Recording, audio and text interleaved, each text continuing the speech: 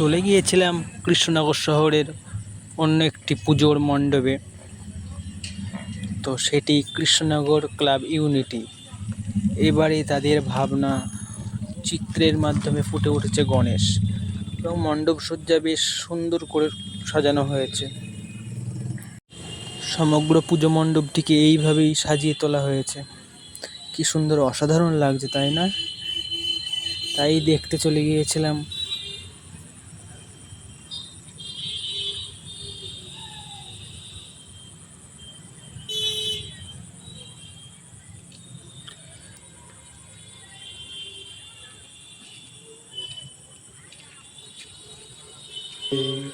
এবার একটু প্রতিমাটার বর্ণনা দিই।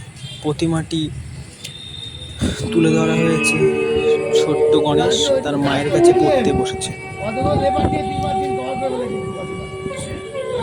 মা তাকে পড়াচ্ছে। কত সুন্দর আমাদের মায়ের কাছে ছোট্ট গণপতি কি সুন্দর পড়তে বসেছে। পড়বে না বা কেন, সামনে তো আবার পরীক্ষা। এত আনন্দ ফুর্তির মাঝে তো পড়তেও হবে। সেই চিত্রই তুলে ধরেছে কৃষ্ণনগর ক্লাব ইউনিটি। এবং আমার ব্যক্তিগতভাবে আমার মণ্ডপ সজ্জা ও প্রতিমা সজ্জাকে এক কথায় দারুণ লেগেছে।